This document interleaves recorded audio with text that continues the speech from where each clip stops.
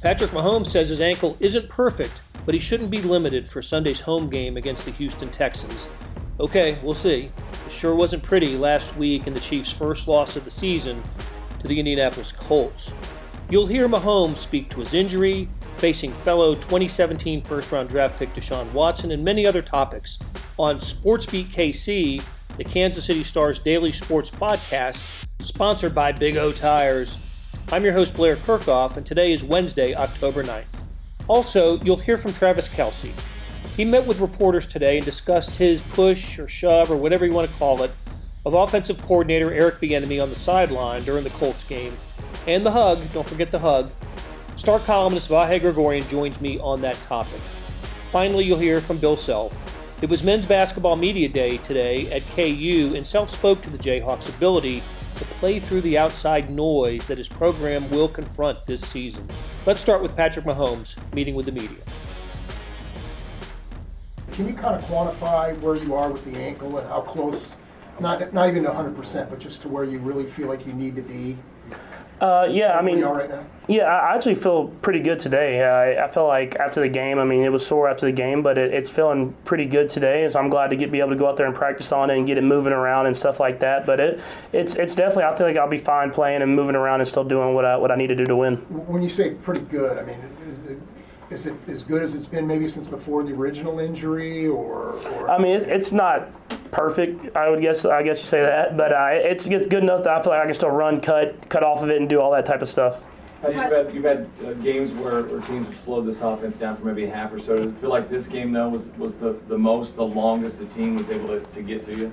Yeah, obviously when you only put up 13 points, that's not a good enough effort to win in this league. So for us, they had a good game plan. They got stops when they needed to get stops. I feel like we moved the ball a little bit, and but we couldn't get it into the red zone and get those scores. They played good as a defense, and we got to be better. And we can't have penalties, and we can't turn the ball over whenever we get our chances. I know you're worried about your offense, obviously, but what can Carlos Hyde do? Based upon what you've seen in training camp to an opposing defense? Yeah, he's a great running back. He's a great player, and he's had a great start to the season there in Houston. And so for us, we're going to have to make sure that we find a way to hopefully neutralize him a little bit and find a way to get the stops when we need to. Pat, if you could sort of backtrack to before the draft, what was your interaction like with Deshaun Watson? Yeah, I actually got to meet him in college. I think we were both going into our junior year. We went to a little QB camp out in California, and I got to meet him and talked to him, and we kind of did back and forth about how he did his stuff in Clemson and how I did myself at Texas Tech, and kind of been able to stay in touch a little bit.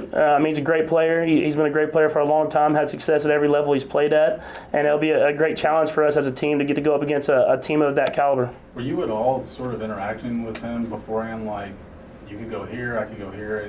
Not necessarily that. We took a lot of the visits. We all went to a lot of the same places with the teams that were looking at quarterbacks then. So whenever we kind of got on those same visits, or we got to see each other at different places, we would talk about what we went through as far as the different visits and stuff like that. But not necessarily picking about where we were going to go, because you never know when you're in that process. Patrick, Travis was just in here talking about having a whole different mentality this week, and he was talking about being more aggressive. Can you kind of elaborate on that? He was just talking about you guys may see more man-to-man and just the attitude and mentality of facing that. Yeah, you're going to have to be prepared. You're going to have to be prepared as a team about teams coming up playing man and pressing it up and trying to be physical with you. So you got to have a counter to that. And obviously we're going to prepare for that because of the last two teams that we've played, but we also have to prepare for the zone coverages and stuff like that. And so I think just having that mentality of knowing that you could get that physical type game, and you have to find a way to get yourself open and be on time with the football is stuff that we're going to work on all week. Travis said that you guys weren't maybe anticipating as much man as you got last week, and that the adjustment kind of had to happen in game.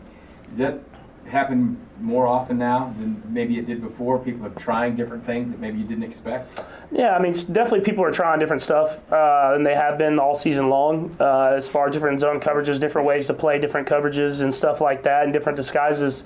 But I think last game, with them playing as much man as they did, and then they hadn't really shown that. Definitely was different, but you always have to be prepared. You always have to be prepared for that, and so we'll be prepared for everything that we can get hopefully this week. When adjustments like that happens, it happen between drives. Is that kind of like what you talk about on the sidelines? It's kind of hard to do it during the course of the game, isn't it? Yeah, I mean, it definitely it happens on the sideline. I feel like you can make adjustments on the sideline. I mean, when you go to the sideline, you get to look on those tablets and see what they're doing. You can kind of explain to guys what you want, and you just have to find ways to make those adjustments, run the plays that you have, and have success with them. Kelce looked like he was a little frustrated at times the other night. He had the thing with Bieniemy on the sideline. He was yelling at the referees a couple times. Did you feel a need to maybe redirect him a little bit at all Sunday night during the game?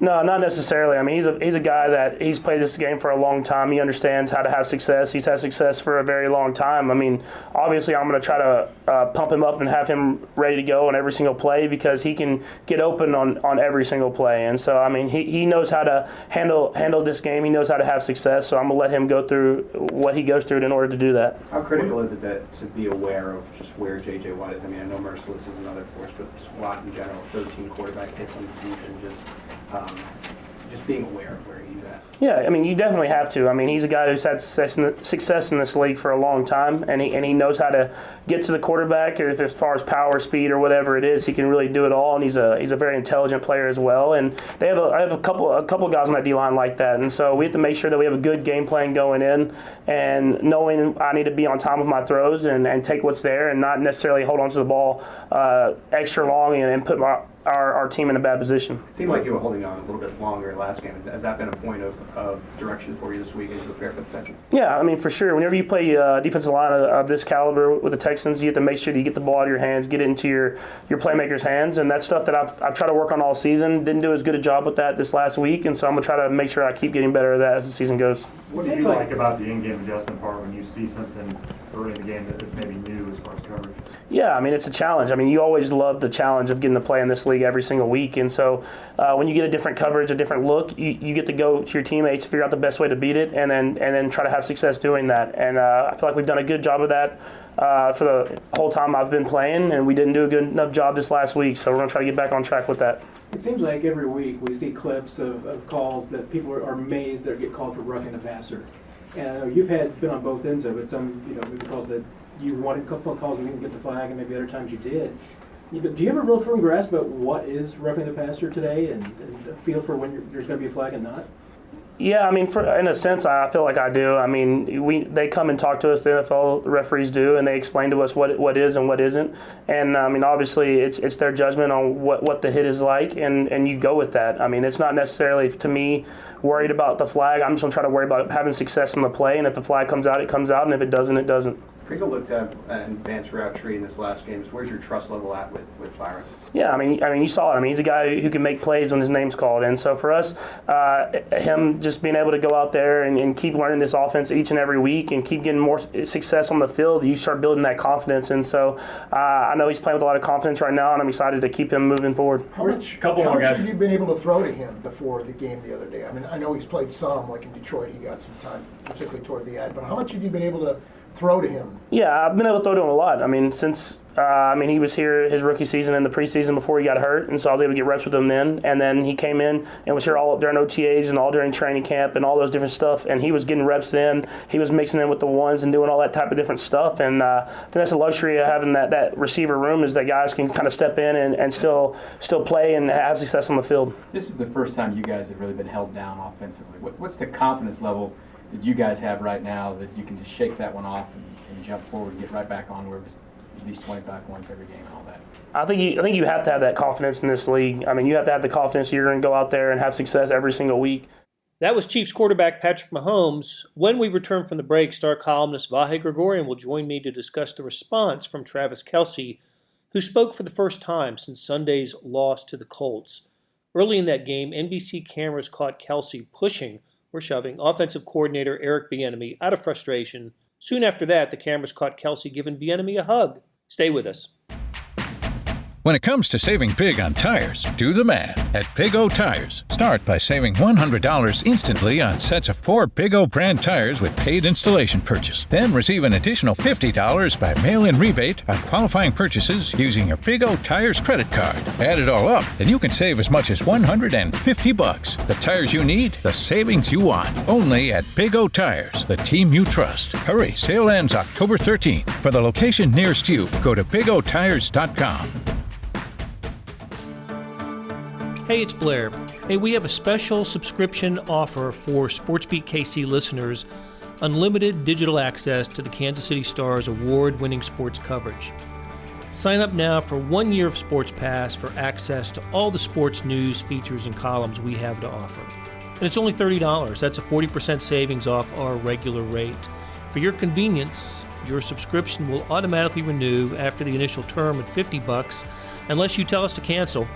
A lot of subscription services won't tell you that. They'll just sneak it on there. We just told you. Your subscription helps support the sports coverage of kansascity.com and the Kansas City Star. Please visit kansascity.com/sportsbeatkc offer to get this special offer. And as always, thanks for listening. I mean, we're good. We've moved on as a team from last game. And you guys got to understand, me and Coach Bieniemy have a very close relationship. I love him. He's helped me out tremendously as a person, as a professional, and I'm sure he'll keep doing that throughout the rest of my career. And just what happened on the sideline, I mean, sometimes football you get a little heated with your brothers or your coaches, and sometimes you just got to rally the family together and let everybody know we're in this together to, win a game. And sure enough, we were able to bring it together there. And I mean, you guys saw me hug him afterwards. I mean, I love that guy, and that'll never change. And I appreciate him always being on my tail to get me going. I think it's just built over the years of how much we've come together as almost brothers or a family. I mean, he's like a father figure in terms of being there for me on the field. And like I said, we're wired a little bit the same when it comes to our competitive edge. And with that being said, I've learned a lot from him and how he handles a lot of that stuff. So it's just, I think I just, I'll just leave it at that. It's something that immediately I felt, immediately I regretted, and I just wanted to make it good and let him know that, you know what, I'm ready to rock and roll for you. All right, so that was Travis Kelce at the podium at Chiefs practice today, or before Chiefs practice today. I'm here with Vahe Gregorian, Star columnist.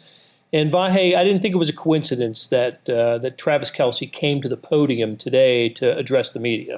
No, I think you're right, Blair. And I think that's interesting. Travis Kelce to me is sort of endlessly fascinating, sometimes frustrating. He's a lot of different things, but he's certainly an intriguing guy overall. So I find myself wondering, did Travis want to do that? Did the Chiefs feel like you got to address this? Maybe a combination what the mechanics of both. Of that were, right? Maybe a little bit of both. I thought that there was enough of a conversation about what had happened on the sideline with the NBC cameras picking it up that it needed to be addressed. Yeah. And so Kelce did that today. What did you think of what he said? Should this put it to rest? I found myself struck by what he said, finding it very reasonable points made, but also still feeling like he got away with something he shouldn't have gotten away with. And I don't know what that means, whether, the Chiefs could suspend him for a half or just that Andy Reid needed to say, we don't condone that. But the Chiefs haven't even done that, which I think is a little weird.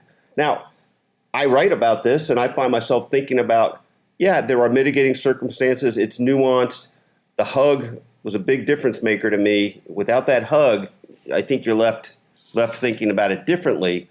But you still can't do what he did. You can't. And, you can't do it. It's unacceptable. Yeah. To do. And I thought Andy Reid missed an opportunity to say something similar or something in that vein on Monday when he addressed the media, and just sort of dismissed it as a heat of the moment, deal. And it probably was. And it, Kelce had dropped a couple of passes, looked like he had lost a fumble.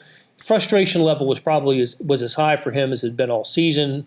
And Eric Bieniemy got in his grill about the fumble. So heat of the moment. That was absolutely the heat of the moment. But you can't do what Travis Kelce did. You can't. And the thing that's interesting about it happening on that day, this was kind of a raging Travis Kelce day.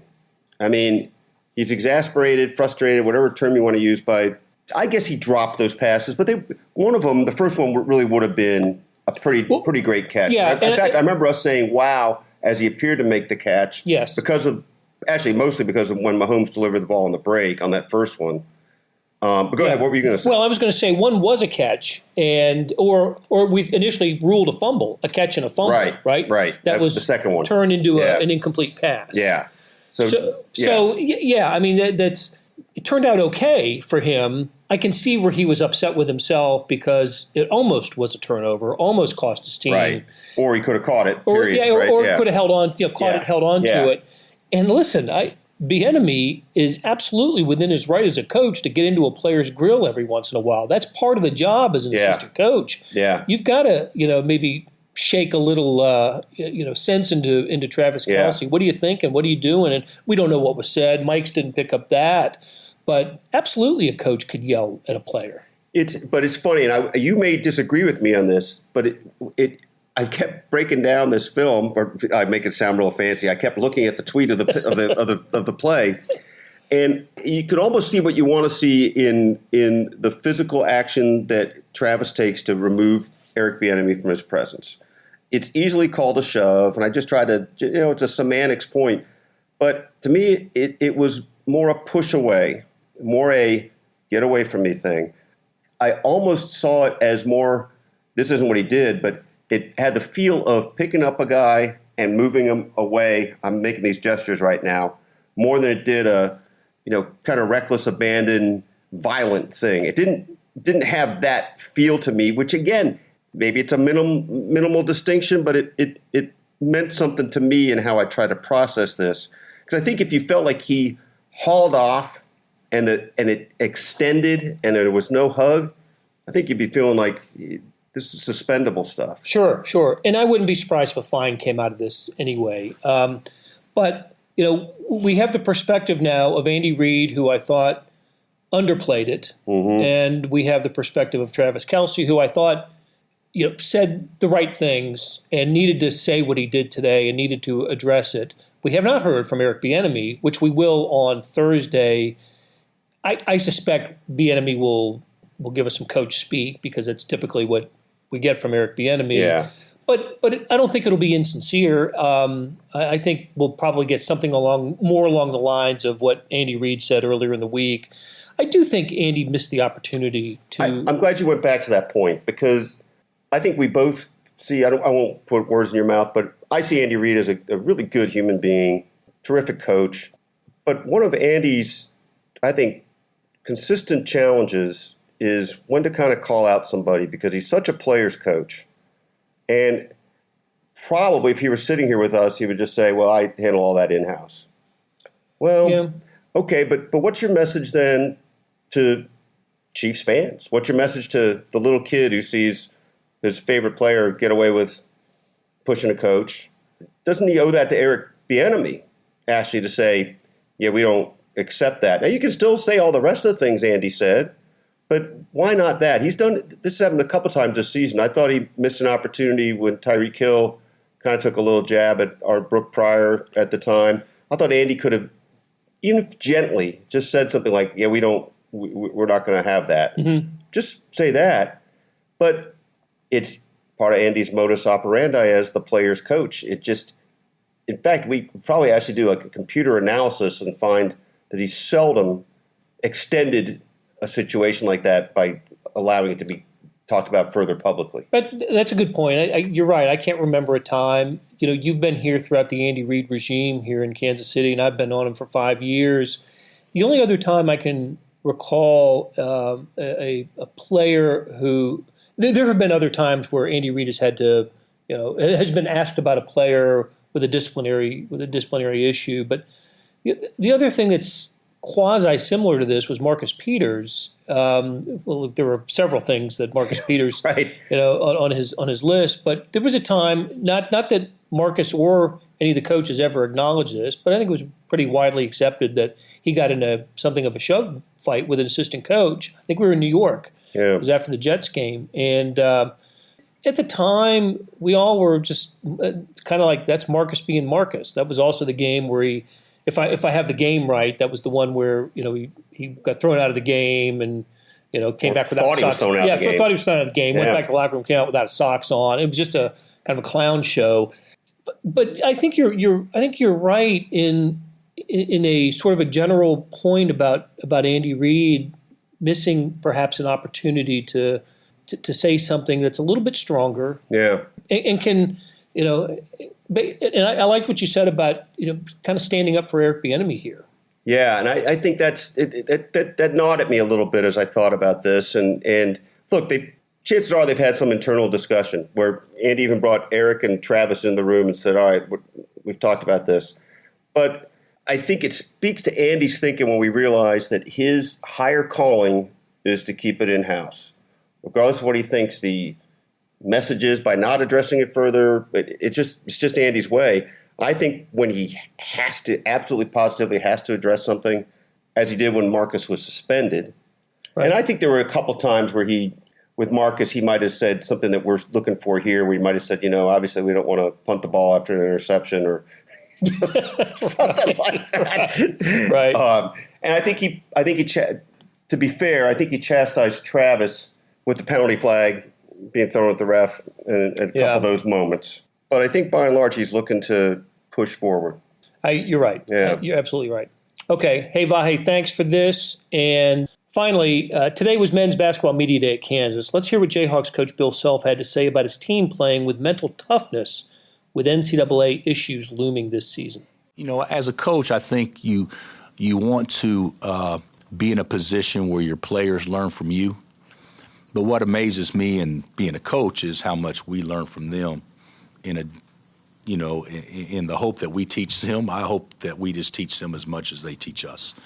And so I believe our players' focus is terrific. But also understand this.